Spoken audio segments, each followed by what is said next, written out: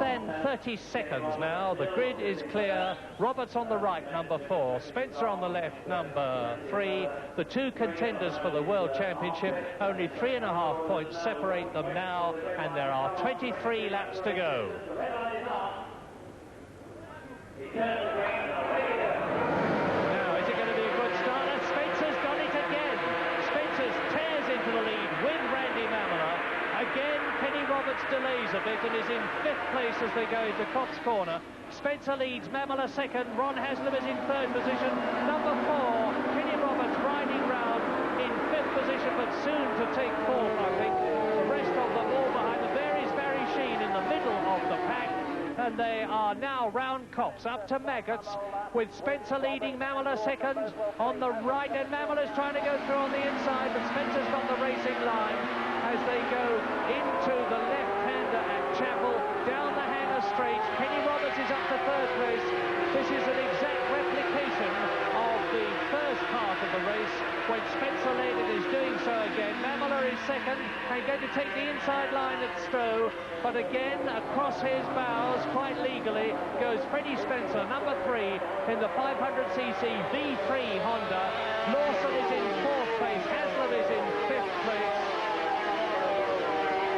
and now they are on their way up to Woodcote Corner from Club through Abbey, with Kenny Roberts trying to do to Mamola and Spencer what he did to them in the first 5-6 lap part, and Mamola's going to take the lead, I think, here as they come up to Woodcote. No, he's not. Roberts does it.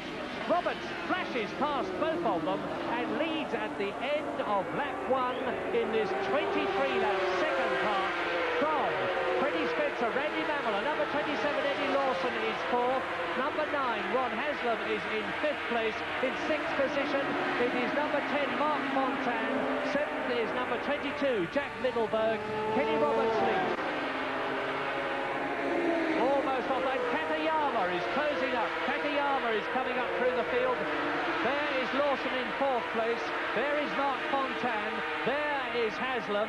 And there is Jack Middleberg, number 22. And that's Anton Mang, the German, on the Suzuki.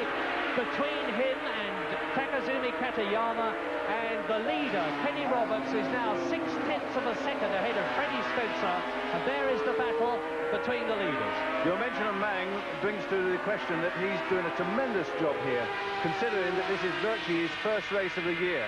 He's been held out by injury, and of course he is new to 500s, having been world champion last year.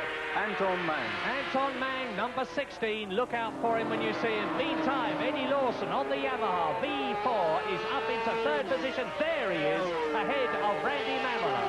This is lap 4. It's a 23-lap race. And there is Lawson and Mamola absolutely together, chasing Freddie Spencer, and Kenny Roberts is starting to pull away. Kenny Roberts is easing away. There he is, number 4, the man from California, 31 years old. He's won 21 Grand Prix in his career and 3 World Championships. Spencer 2nd, Lawson 3rd. Mamola, number 6 in 4th position, rounding Woodcote. 4 laps completed, 19 to go, including the one that they have just started. And it's the V4, the absolutely remorseless riding of Kenny Roberts. And there's his protege, Eddie Lawson, his protege, his friend, his business partner in 3rd place. In practice, actually, Roberts was spending a tremendous amount of time showing Eddie Lawson the right line through the corners, giving him the break-in points, and this is really sort of showing him to good stead now. And that is Jack Middleberg, who won the British Grand Prix in 1981 on a Suzuki. Here he is on one of the production superb racing 500cc Hondas, out of the British Grand Prix, pulls the plug and says that it wasn't a good race for him. And Lawson and Mamola really are having a ding-dong all the way round the circuit. But Roberts now on his way to his 22nd Grand Prix. And I was saying that since the Yamaha is so reliable, and since Kenny Roberts himself is so reliable and so experienced, unless he has tyre trouble, it seems that he's already got the race in the bag, because look at it, look at the lead that Roberts has got. And they're closing up for 2nd position. Well, Roberts hasn't had any tyre trouble this year. He's sort of had a very remarkable run, particularly in his latter races, but he'll still be in this predicament. He'll be getting the spots on his visor, and he'll be wondering how fast. And look at this, because Freddie Spencer has been passed by Randy Mamola and has now got Eddie Lawson in his wheel tracks. And this is a real problem, to put it mildly, for Spencer, because if he'd been able to hang on to that second place, his World Championship chances would have been good. And now, through into third position goes Lawson. I wonder if Freddie Spencer has got a repetition of a problem he had in another Grand Prix, and that was a cracked exhaust pipe, which lost him a lot of horsepower, because the bike seems to be going well enough. No, I don't think it's that. I think, in fact, that he's sensing the rain, feeling the road a little slippery, because you see that his style's changed. He's sort of sitting up a little more and being a little more careful about laying it into the corner. The knee isn't quite that close to the road. I think that they're sensing some problems. Could well be, in which case are the three in front of him trying too hard. Randy Mamola, until recently, had a reputation of not liking the rain, indeed easing off considerably in the rain. But they are definitely slowing. The track must be getting wet, and if that is the case, there is a distinct possibility that the British Grand Prix will have to be stopped for a second time to enable the riders to change cars. Yes, well, that style is definitely showing up. They'll be that much easier on applying the throttle. They're trying to keep the machine up a little more. They'll be trying to stay off the oily line, particularly left by the Grand Prix cars, and staying again away from those white lines. Lap 9, and Barry Sheene is in the points. Barry Sheene is in 10th position, which is a terrific achievement. Mamola is second. There he is. Eddie Lawson is third, and now Spencer rides round the outside of Lawson and retakes third position.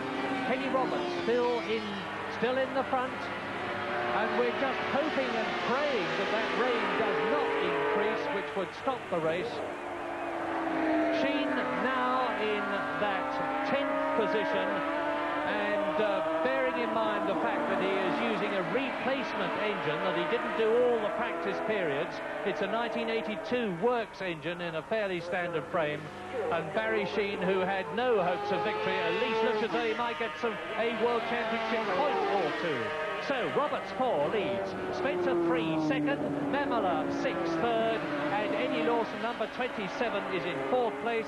They are coming up to complete lap 12. In fifth position behind them now is Katayama, the Japanese rider on the Honda.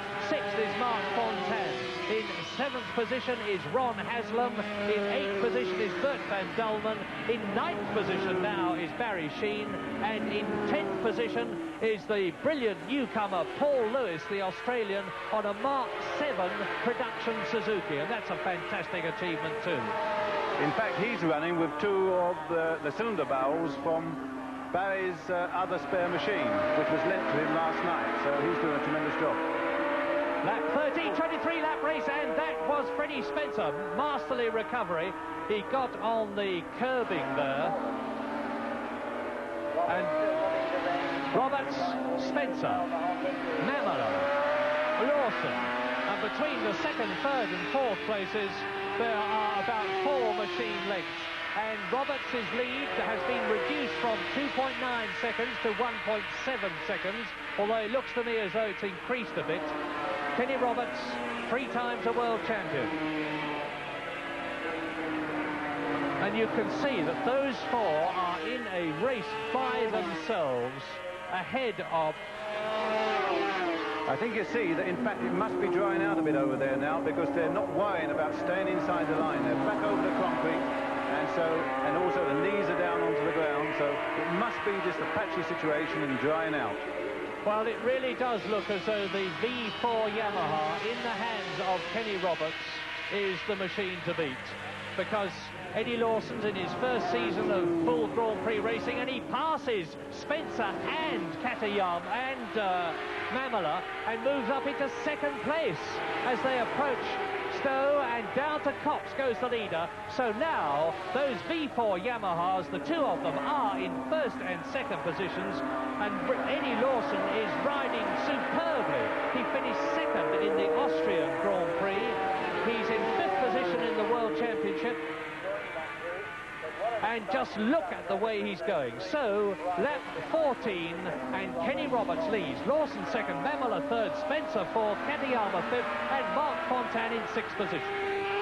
Eddie Lawson on the V4 Yamaha, number 27, riding absolutely magnificently. Lawson has had one second place earlier this season in Austria, and it looks as though he's going to have a second in Britain. But Freddie Spencer, and they are now coming through to complete another lap, must get past Lawson to keep his World Championship hopes with 2 races to go alive against Kenny Roberts. And there's Mamola going through at Copse.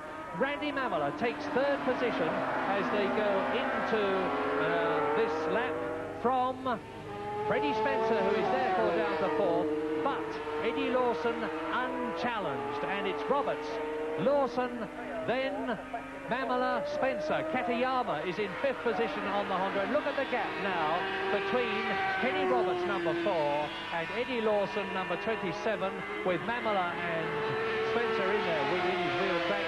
And the gap in terms of time is 4.6 seconds. There is the battle. Well, V4 Yamaha, square 4, stepped for Suzuki, Randy Mamola, number 6, and the V3 Honda. Motorcycle racing has taken enormous technical strides in recent years, and I say again that tyres are vitally important. And it's nice to know that in the battle between Dunlop and Michelin in Grand Prix racing at the present moment, from the point of view of British enthusiasts, the Dunlop machines are leading at the present moment in first and second places. Down into Woodcote, and that's 22 laps completed for the leader. And now for the second, third and fourth, Kenny Roberts is on his 23rd and last lap in this second part of the British Grand Prix. He will get 1 point if he wins, to add to the 1 point that he got for finishing first in the first part. And since the lowest number of points is the winner on aggregate, it will clearly be Kenny Roberts winning the British Grand Prix, both the first part and the second part. There he is. He has lapped number 13, Chris Guy, the British rider, and Kenny Roberts is now on his way to not 7.5 but 15 points in the World Championship. And it's all going to depend where Freddie Spencer finishes, second, third or fourth, as to whether he or Kenny Roberts will be leading the World Championship at the end of this race. And we will very soon know the answer to that, because it's Lawson, Mamola and Spencer, second, third and fourth. Roberts is not so far off from home, the checkered flag and victory. And in that case, if Spencer stays where he is going to be leading the World Championship, because for fourth place, Spencer will only get 8 points compared with the 15 of Kenny Roberts. Roberts into Woodcote for the 23rd and last time. He's tremendously popular with the British crowd. There is an enormous roar of approval, and he wheelies over the line. And in second place it's Lawson. In third place it's Mamola. In fourth place it is Spencer. And that's it, says Kenny Roberts. I've done it again.